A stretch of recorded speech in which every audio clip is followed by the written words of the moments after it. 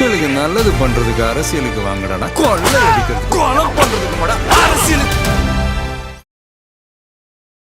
இப்போ திமுகவும் ஆடி போயிருக்காங்க, அதிமுகவும் ஆடி போயிருக்காங்க. இன்னொரு முக்கியமான விஷயம் என்ன அப்படின்னா, சென்ட்ரல் கவர்மெண்ட் பாஜக தரப்புல இருந்து ஒரு ரிப்போர்ட் இன்டெலிஜென்ஸ் மூலமாக அமித்ஷா அவர்கள் எடுத்ததாகவும் கைக்கு கிடைச்சிருப்பதாகவும் ஒரு தகவல் இருக்கு. இந்த தகவலை வந்து வச்சு பார்க்கும்போது தமிழ்நாட்டுல டிவிகேக்கு தான் வாய்ப்பு இருக்கு, டிவிகேக்கு தான் மக்கள் வந்து பெருமளவுல வாக்களிச்சிருக்காங்க அப்படிங்கிற ரிப்போர்ட் கிடைச்சிருப்பதா ஒரு தகவல் இருக்கு. இதனால வந்து டெல்லியே பெரிய அளவுல ஒரு ஷாக்ல தான் இருக்காங்க அப்படிங்கிற தகவலும். எக்ஸிட் போலிங்கை பொறுத்த வரைக்கும் என்னுடைய பார்வையின்படி, என்னுடைய கணிப்பின்படி குறைஞ்சது 30% மேல தமிழக வெற்றி கழகம் வெற்றி பெற போகிறது அப்படிங்கிற பெர்சன்டேஜை மென்ஷன் பண்ணுவாங்க. தொகுதிகளை பொறுத்த வரைக்கும் எல்லா சர்வேக்களையும் ஆவரேஜா எடுத்துக்கிட்டீங்கன்னா 50-60 தொகுதிகளுக்கு மேல வெற்றி பெறுவதற்கான வாய்ப்புகள் இருக்குது அப்படிங்கிற நிலையில தான் இருக்கும். ஆனாலும் நாம சொல்லக்கூடிய விஷயம் என்ன அப்படின்னா, டபுள் டிஜிட்டா ட்ரிபிள் டிஜிட்டா இந்த சர்வே வந்து காலங்காலமாக வந்து சர்வே வெளியிடக்கூடிய நிறுவனங்களை பொறுத்த வரைக்கும் வாக்குப்பதிவுக்கு முந்தைய நிலையில இப்படி இருந்தது, வாக்குப்பதிவுக்கு பிந்திய நிலையில அவங்க வெளியிடக்கூடிய எக்ஸிட் போலிங் சர்வேக்களை பொறுத்த வரைக்கும் ஓரளவுக்கு தான் வேறுபாடுகள் இருக்கும், பெரிய அளவுக்கு மாற்றம் இருக்காது. ரிசல்ட்டை பொறுத்த வரைக்கும் ரிசல்ட்டும் வந்து இதே போன்ற ஒரு நிலையில தான் இருக்கும். ஆனா இப்போ வந்து பாத்தீங்கன்னா அவங்க சொன்னதுக்கு நேர் எதிரான ஒரு நிலையில இப்போ களம் இருக்கிறது அப்படிங்கிறது தான் அவங்களுக்கு இருக்கக்கூடிய ஒரு பெரிய ஒரு அதிர்ச்சி. இப்போ இவங்க வெளியிட்ட சர்வேக்களை பொறுத்த வரைக்கும் டிவிக்கு வந்து பல சர்வேக்கள் ஒரு தொகுதியில் கூட வெற்றி பெறாது அப்படின்னு கூட விட்டுருந்தாங்க. சில சர்வேக்களை பொறுத்த வரைக்கும் இல்லை 2 தொகுதி அல்லது 3 தொகுதி, விஜய் வந்து ஒரு தொகுதியில் கூட வெற்றி பெற மாட்டாங்க அப்படின்னு சொல்லி வெளியிட்ட சர்வேக்களை பொறுத்த வரைக்கும் இந்த எக்ஸிட் போலிங்கில் அவங்க வந்து பார்த்தீங்கன்னா இதற்கு நேர்மாறாக தாவேகா வந்து வெற்றி பெறக்கூடிய தொகுதிகளை வந்து அதிக அளவில் கொடுக்க வேண்டிய ஒரு நிலை இருந்துட்டு இருக்கு. என்ன அப்படின்னா, வாக்காளர்கள் களத்தில் வாக்குப்பதிவின் போது அவர்களுடைய செயல்பாடுகள், அவர்கள் ஓட்டு போட்ட விஷயங்கள், திமுக குடும்பங்கள்லையும் அதிமுக குடும்பங்கள்லையும் பரவலாக ஓட்டு சிதறி இருக்கிறது, தாவேகா பக்கம் ஜம்ப் பண்ணி வந்திருக்கிறது. இந்த ரிப்போர்ட்டை பொறுத்த வரைக்கும் விஜய்க்கு ஒரு ஃபேவரான ஒரு நிலையில இப்ப போயிட்டு இருக்கு. இப்போ இந்த நிறுவனங்களை பொறுத்த வரைக்கும் எக்ஸிட் போலிங்ல விஜய்க்கு வந்து டபுள் டிஜிட் கொடுக்க போறாங்களா, ட்ரிபிள் டிஜிட் கொடுக்கணுமா, இப்போ ஒரு கன்ஃபியூஷன் இருந்துட்டு இருக்கு. காரணம் என்ன அப்படின்னா, இப்போ இருக்கக்கூடிய கள நிலவரம் விஜய்க்கு ஃபேவரா இருந்துட்டு இருக்கு. ஆனா வந்து ரெண்டு திராவிட கட்சிகளையும் பகைச்சுக்கிட்டு நாம ஒரு எண்ணிக்கையை கொடுக்க முடியாது அப்படிங்கிற நிலையிலையும் தவிச்சுக்கிட்டு இருக்காங்க. ஆனாலும் இந்த எக்ஸிட் போலிங்கை பொறுத்த வரைக்கும் விஜய்க்கு வந்து எதிர்பார்க்காத அளவுக்கு எண்ணிக்கையை கொடுக்க போறாங்க அப்படிங்கிறது நம்ம அழுத்த திருத்தமா சொல்ல முடியும்.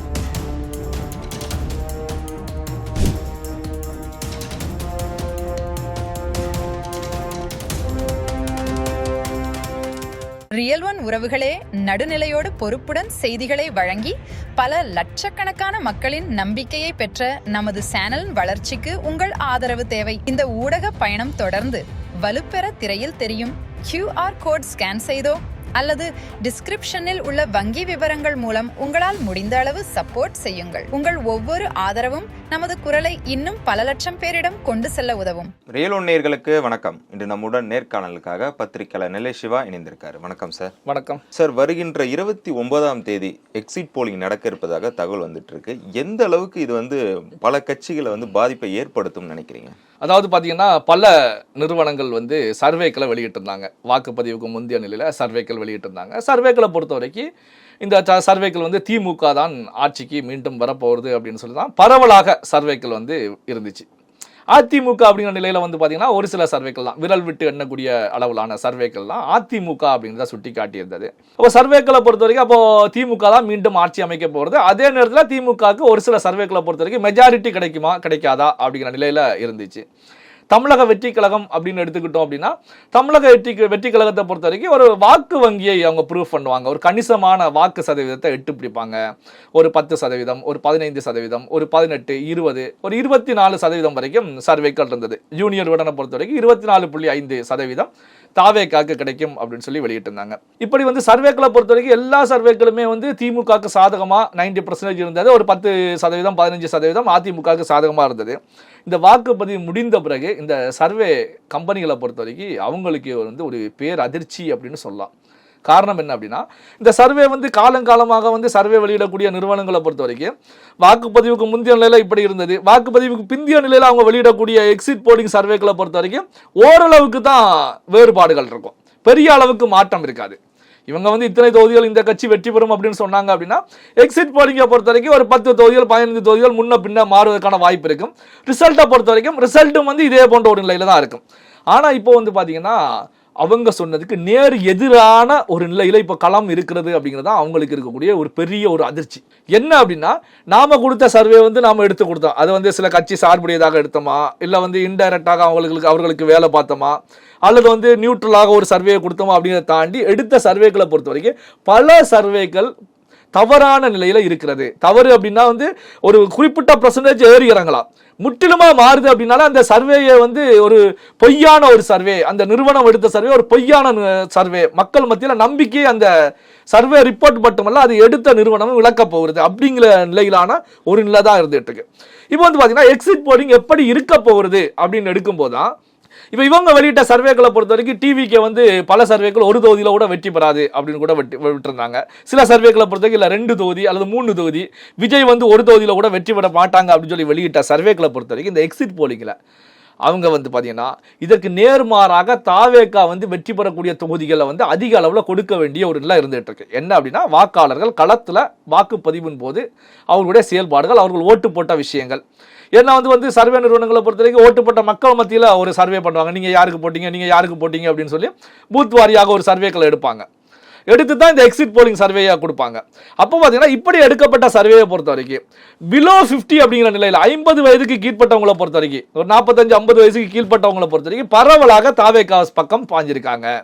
ஒரு 45-50 வயதுக்கு மேற்பட்டவங்க தான் சரி காலங்காலமாக நாம போட்ட கட்சியை விட்டு வெளியில வர முடியாமல் அந்த கட்சிக்கு போட்டிருக்காங்க. ஸோ இந்த நிலையில வந்து பார்த்தீங்கன்னா திமுக குடும்பங்கள்லையும் அதிமுக குடும்பங்கள்லையும் பரவலாக ஓட்டு சிதறி இருக்கிறது, தாவேகா பக்கம் ஜம்ப் பண்ணி வந்திருக்கிறது. அப்போ வந்து பார்த்தீங்கன்னா அப்போ இந்த ரிப்போர்ட்டை பொறுத்த வரைக்கும் விஜய்க்கு ஒரு ஃபேவரான ஒரு நிலையில இப்போ போய்கிட்டு இருக்கு. இப்போ இந்த நிறுவனங்களை பொறுத்த வரைக்கும் எக்ஸிட் போலிங்ல இப்போ விஜய்க்கு வந்து டபுள் டிஜிட் கொடுக்க போறாங்களா, ட்ரிபிள் டிஜிட் கொடுக்கணுமா, இப்போ ஒரு கன்ஃபியூஷன் இருந்துட்டு இருக்கு.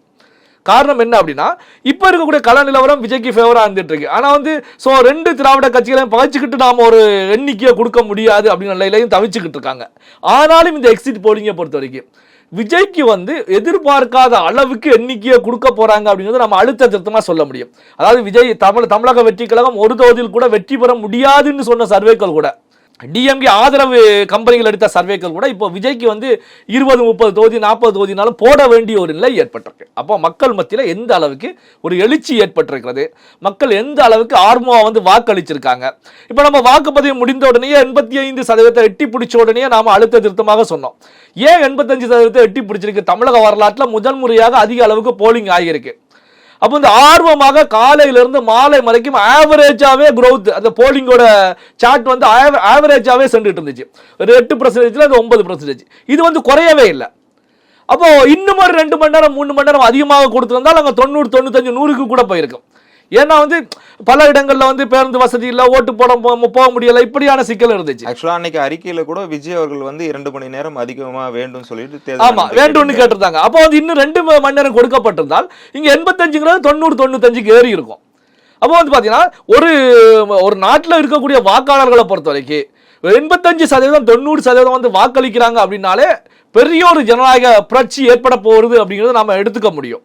வாக்கு சதவீதம் குறைகிறது அப்படின்னா மக்கள் வந்து எந்த எழுச்சியும் ஏற்படலை, எந்த விதமான புரட்சியும் ஏற்படலை, புதிதாக அங்கே எதுவுமே நடக்கல, நடந்த விஷயம் அப்படியே ஆட்டோமேட்டிக்காக நடந்துகிட்டு இருக்கு, மக்களும் அவருடைய வேலையை பார்த்துட்டு இருக்காங்க அப்படின்னு எடுக்கலாம். ஆனால் இங்கே 85% எட்டி பிடிக்கும் போதுதான் அப்போ வந்து பார்த்தீங்கன்னா ஒரு விதமான எழுச்சி ஏற்பட்டிருக்கிறது அப்படிங்கிற கருத்துக்களை நாம பதிவு பண்ணோம். ஆனாலும் இந்த நிமிடம் வரைக்கும் கூட இல்லை, எஸ்ஐஆர்ல ஏற்பட்ட நிலை தான், அதனால தான் வாக்கு சதவீதம் அதிகரிச்சிருக்கு அப்படிங்கிறத பல பேர் பதிவு பண்ணிட்டு இருக்காங்க. இப்படி பதிவு பண்ணக்கூடியவங்களை பொறுத்த வரைக்கும் இந்த வாக்கு முடிவுகள் மே 4ஆம் தேதி வந்த பிறகு அவங்க முகத்தை எங்க வைக்க போறாங்க, எங்க எப்படி அவங்க பேச போறாங்க, எப்படி மாத்தி பேச முடியும், என்ன காரணம் அப்படின்னா வாக்கு முடிவுகளை பொறுத்த வரைக்கும் வேறு விதமா இருக்க போகுது. இந்த எஸ்ஐஆர்லாம் என்ன பொறுத்த வரைக்கும் எந்த விதமான பாதிப்புமே கிடையாது, எந்த விதமான இதை ஏற்படுத்த போறது கிடையாது. முழுக்க வந்து பாத்தீங்கன்னா ஒரு புதிய கட்சி தமிழக வெற்றி கழகத்துடைய வருகை தான் அங்க வந்து அந்த பெர்சன்டேஜ் அதிகப்படுத்தி இருக்கு, வாக்காளர்கள் மத்தியில் ஆர்வத்தை தூண்டி இருக்கிறது, அங்க எழுச்சி ஏற்பட்டு இருக்கிறது. பாரம்பரியமிக்க திராவிட குடும்பங்களை சார்ந்தவர்கள் எல்லாமே வந்து வாக்களை மாற்றி குத்தி இருக்காங்க, மாற்றத்தை எதிர்பார்க்கிறாங்க, மாநிலத்துடைய வளர்ச்சியை எதிர்பார்க்கிறாங்க. இதுல முக்கியமான ஒரு விஷயம், திமுக மிக முக்கியமான ஒரு நபரே சொல்லும் போதுதான் சொன்னாங்க, என்னோட குடும்பத்துல இருந்து 2 ஓட்டு போயிருச்சிங்க, இருந்தாலும் இவங்களுக்கு ஒரு படிப்புனா வேணும், என்னத்தை செய்தாங்க அப்படின்னு சொல்லி கேட்டாங்க. இல்ல நீங்க வந்து கட்சியில ஒரு போஸ்டிங்ல இருக்கீங்க, நீங்க தான் 5 ஆண்டு காலம் ராஜா மாதிரி வாழ்ந்திருப்பீங்களே அப்படிங்கும் போது ஜெயிச்சதுக்கு அப்புறம் நம்ம தொகுதி மினிஸ்டர் எப்பங்க நம்மளை வந்து பார்த்தாரு, எப்போ நாம போய் அவரை பார்க்க முடிஞ்சிச்சு அப்படிங்கிற கருத்துக்களை பதிவு பண்ணாரு. அப்போ வந்து பார்த்தீங்கன்னா அவரிடத்திலேயே ஒரு வெறுப்பு அங்கே இருக்குது. நம்ம நீண்ட நடிக காலமாக இருக்கோம், பயணிக்கிறோம், அந்த கொள்கை நமக்கு பிடிச்சிருக்கு, அந்த கொள்கையில் பிடிப்பாக இருக்கும், அதனால ஓட்டு போட்டிருக்கோம். ஆனாலும் என்னுடைய பையன் என்னுடைய பொண்ணு வந்து மாற்றி குத்திட்டாங்க, அப்போ இவங்களுக்கு ஒரு படிப்புனா வேணும், இவங்க என்ன செய்தாங்க நமக்கு அப்படின்னு கேள்விகளை முன்வைக்கிறாங்க. இதுதான் வந்து மக்கள் மத்தியில் ஒரு எழுச்சியை உருவாக்கக்கூடிய நிகழ்வாக நம்ம பார்க்குறோம். அதே நேரத்தில் இது போன்ற செயல்பாடுகள் தான் அவர்களுடைய குடும்பத்திலிருந்து வாக்குகளை பிரித்து சிதற விட்டு தமிழக வெற்றி கழகத்துடைய பெர்சன்டேஜை அதிகப்படுத்தி இருக்கிறது. இப்போ வந்து பார்த்தீங்கன்னா எக்ஸிட் போலிங்கை பொறுத்த வரைக்கும் என்னுடைய பார்வையின்படி, என்னுடைய கணிப்பின்படி குறைஞ்சது 30% மேல தமிழக வெற்றி கழகம் வெற்றி பெற போகிறது அப்படிங்கிற பெர்சன்டேஜை மென்ஷன் பண்ணுவாங்க. தொகுதிகளை பொறுத்த வரைக்கும் எல்லா சர்வேக்களையும் ஆவரேஜா எடுத்துக்கிட்டீங்கன்னா 50-60 தொகுதிகளுக்கு மேல வெற்றி பெறுவதற்கான வாய்ப்புகள் இருக்குது அப்படிங்கிற நிலையில தான் இருக்கும். ஆனாலும் நாம சொல்லக்கூடிய விஷயம் என்ன அப்படின்னா, டபுள் டிஜிட்டா ட்ரிபிள் டிஜிட்டா டிவி கேக் அப்படிங்கிற ஒரு கேள்வி என்கிட்ட இருந்துட்டு இருக்கு. நீங்க சொல்றத வச்சு பார்க்கும்போது விஜய் அவர்கள் சொன்னது மாதிரி 2026 மாற்றம் வந்து கண்டிப்பா இருக்கும்னு சொல்ல வரீங்களா? கண்டிப்பாக மாற்றத்திற்கான பிரகாசம் தான் தெரிஞ்சுக்கிட்டு இருக்கு. அந்த பிரகாசம் வந்து வாக்கு பதிவின் போது நம்மளால உணர முடிந்தது. அப்போ வந்து பாத்தீங்கன்னா ஒரு மாற்றம் வருவதற்கான ஒரு நிலை தான் இருந்துகிட்டு இருக்கு. இப்போ நான் ஏற்கனவே சொன்னது போல டபுள் டிஜிட்டா ட்ரிபிளா, டபுள்னா 99க்குள்ள, ட்ரிபிள் அப்படின்னா 100 தாண்டுது. ஸோ இதுதான் இப்போ இருக்கக்கூடிய ஒரு எதிர்பார்ப்பு. அதனால தான் பார்த்தீங்கன்னா இப்போ திமுகவும் ஆடி போயிருக்காங்க, அதிமுகவும் ஆடி போயிருக்காங்க. இன்னொரு முக்கியமான விஷயம் என்ன அப்படின்னா, சென்ட்ரல் கவர்மெண்ட் பிஜேபி அதிமுக கூட்டணியில் இருக்காங்க. ஸோ 27 தொகுதிகள் வரைக்கும் வாங்கி போட்டிட்டு இருக்காங்க. இப்போ பாஜக தரப்புல இருந்து ஒரு ரிப்போர்ட் இன்டெலிஜென்ஸ் மூலமாக அமித்ஷா அவர்கள் எடுத்ததாகவும் கைக்கு கிடைச்சிருப்பதாகவும் ஒரு தகவல் இருக்கு. இந்த தகவலை வந்து வச்சு பார்க்கும்போதுதான் தமிழ்நாட்டில் டிவிகேக்கு தான் வாய்ப்பு இருக்கு, டிவிகேக்கு தான் மக்கள் வந்து பெருமளவில் வாக்களிச்சிருக்காங்க அப்படிங்கிற நிலை ரிப்போர்ட் கிடைச்சிருப்பதா ஒரு தகவல் இருக்கு. இதனால வந்து டெல்லியே பெரிய அளவில் ஒரு ஷாக்ல தான் இருக்காங்க அப்படிங்கிற தகவலும் என்னுடைய நண்பர் தெரிவிச்சாங்க. கட்சியில் இருக்கக்கூடியவர் தான் இந்த மாதிரி ஒரு ரிப்போர்ட் போயிருக்கீங்க, முழுக்க முழுக்க டிவிகே தான் போகுது. என்ன காரணத்துக்காக டிவிகேக்கு ஓட்டு போடுறாங்கன்னு ஒண்ணுமே புரியலைங்க. நாம இவ்வளவு களத்தில் இறங்கி வேலை பார்த்துருக்கோம். ஸோ ஆனாலும் ஒரு டிவிகேக்கு எப்படி ஓட்டு போகுதுன்னே தெரியல. அந்த அளவுக்கு ஒரு இம்பாக்டை வந்து மக்கள் மத்தியில் ஏற்படுத்தி இருக்கிறார் விஜய் அவர்கள் அப்படின்னு சொல்லி கருத்துக்களும் பதிவு பண்றாங்க. அப்போ வந்து பார்த்தீங்கன்னா எக்ஸிட் போலிங்கை பொறுத்த வரைக்கும் எதிர்பார்க்காத தமிழகத்திற்கு ஒரு மாற்றத்தை ஏற்படுத்தக்கூடிய ஒரு எக்ஸிட் போலாகத்தான் பல நிறுவனங்கள் வெளியிட போறாங்க. அப்படி எக்ஸிட் போல் வந்து ஏறுமாறாக இருந்தாலும் 4ஆம் தேதி ரிசல்ட்டை பொறுத்த வரைக்கும் நான் சொன்ன விஷயம் நடக்கக்கூடியதாகத்தான் இருக்கும். சார், நடந்து முடிந்த சட்டமன்ற தேர்தல் வரைக்குமே 4 முனை போட்டின்னு தான் சொல்லப்பட்டது. நீங்க சொன்ன வரைக்குமே சீமான் அவர்களை கணக்கே எடுக்காம இருக்காரு. அது மட்டும் இல்லாம எக்ஸிட் போல்ல கணக்குல வருவாரா? இப்போ வந்து பாத்தீங்கன்னா சீமான் அவர்களை பொறுத்த வரைக்கும் பாத்தீங்கன்னா கடந்த தேர்தலில் சுமார் 8.5%, 9% வரைக்கும் வாங்கியிருந்தாங்க. ஆனா இந்த தேர்தலை பொறுத்த வரைக்கும் சீமான் வந்து களத்திலேயே இல்லை அப்படின்னு வச்சுக்கலாம். அதாவது நாம் தமிழர் கட்சி 234 தொகுதியிலையும் வேட்பாளர் நிறுத்தி களத்தில் நின்னாங்க. ஆனா களத்தை நேரடியாக பார்க்கும்போது நாம் தமிழர் இல்லை அப்படின்னு தான் சொல்ல முடியும். காரணம் என்ன அப்படின்னா, தமிழகத்தில் இருக்கக்கூடிய சுமார் 75,000 சம்திங் பூத்தை பொறுத்த வரைக்கும் எல்லா பூத்திலையுமே தமிழக வெற்றி கழகத்துடைய பூத் கமிட்டி நிர்வாகிகள் உட்கார்ந்துருந்தாங்க. அதாவது வயசு கம்மியாக இருந்தாலும் அங்கே ஒரு 10 பேர் உட்கார்ந்துருந்தாங்க. டேபிளை போட்டு சேரை போட்டு ஒரு 8 பேர் 10 பேர் உட்கார்ந்துருந்தாங்க. ஆனால் எங்கேயுமே நாம் தமிழருக்கு வந்து பெரிய அளவில் எங்கேயுமே பூத் கமிட்டி இல்லை. ஏற்கனவே வந்து பார்த்தீங்கன்னா நாம் தமிழருக்கு பூத் கமிட்டி கிடையாது. சீமான் அப்படிங்கிற ஒன்மான் ஆர்மியை வச்சு தான் நாம் தமிழர் வந்து டிராவல் பண்ணிட்டு இருக்காங்க. ஸோ இந்த நிலையில் வந்து பார்த்தீங்கன்னா பூத் கமிட்டியும் இல்லாத ஒரு சூழல். அப்போ பார்த்தீங்கன்னா புதிதாக களம் கண்டு 2 ஆண்டுகளுக்குள்ளாரவே பூத் கமிட்டி, அதாவது கட்சி சார்பாக பூத் கமிட்டி இல்லைன்னாலும் அந்தந்த பகுதி, அந்தந்த சட்டமன்ற தொகுதியை பொறுத்த வரைக்கும் சட்டமன்ற தொகுதி கேண்டிடேட்டுகள் அங்க இருக்கக்கூடிய நிர்வாகிகளை பொறுத்த வரைக்கும் ஆட்டோமேட்டிக்காவே ஒரு பெரிய கட்சிக்கு ஈடு கொடுக்கக்கூடிய வகையில் ஒரு பூத் கமிட்டி இருப்பது போலதான் தமிழக வெற்றி கழகத்துடைய செயல்பாடு இருந்தது. நாம் தமிழர் கட்சியை பொறுத்த வரைக்கும் பூத் கமிட்டி அப்படிங்கிற ஒரு விஷயத்திலையும் ஒரு பின்தங்கிய நிலை தான். அதே நேரத்தில் வந்து களத்திலையும் வந்து பாத்தீங்கன்னா இந்த முறை சீமானவருடைய பேச்சுக்களை பொறுத்த வரைக்கும் பெரிய அளவில் எதுவுமே எடுபடாத ஒரு நிலை தான் இருந்தது. காரணம் என்ன அப்படின்னா, இங்க ஒரு பெரிய சுனாமி அடிக்கும் போது சிறு அலைகள் எல்லாம் வந்து யாருமே கவனிக்க மாட்டாங்க. சரி, ஒரு திமிங்கலம் நிற்கும் போது சிறு மீன்கள் எல்லாம் வந்து காணாமல் போவாங்க. அதே போன்ற ஒரு நிலையை தான் நம்ம பார்க்க முடிந்தது. ஸோ இந்த களத்தை பொறுத்த வரைக்கும் இந்த 2026 களத்தை பொறுத்த வரைக்கும் நாம் தமிழர் வந்து கடந்த முறை எடுத்த பெர்சன்டேஜை விட பெரிய அளவில் ஒரு வீழ்ச்சியை சந்திப்பாங்க. என்னுடைய கணிப்பு ஒரு 2%, 3% வரைக்கும் நாம் தமிழர் பெறுவதற்கான வாய்ப்புகள் இருக்குமே தவிர அதை தாண்டி செல்வதற்கான வாய்ப்புகள் கள நிலவரத்தை ஆராய்ந்து பார்க்கும்போது இல்லை அப்படின்னு தான் சொல்ல முடியும். தொடர்ந்து பேசுவோம் சார். எங்களோடு இணைந்து பல்வேறு தகவலை பயந்ததற்கு மிக்க நன்றி. நன்றி. உங்கள் பிசினஸ் இன்னும் அதிக மக்களை சென்றடைய வேண்டுமா? இன்றைய டிஜிட்டல் உலகில் சரியான ப்ரமோஷன் தான் வெற்றியின் முதல் படி. தமிழகம் முழுவதும் பல லட்சக்கணக்கான பார்வையாளர்களை தினமும் சென்றடையும் ரியல் ஒன் யூடியூப் சேனல்களில் உங்கள் பிசினஸ் இனி எல்லோரும் அறியட்டும். குறைந்த செலவில் அதிக ரீச். உங்கள் பிராண்டுக்கு நம்பிக்கையும் வளர்ச்சியும் சேர்க்க இன்றே எங்களை தொடர்பு கொள்ளுங்கள். 9280087164.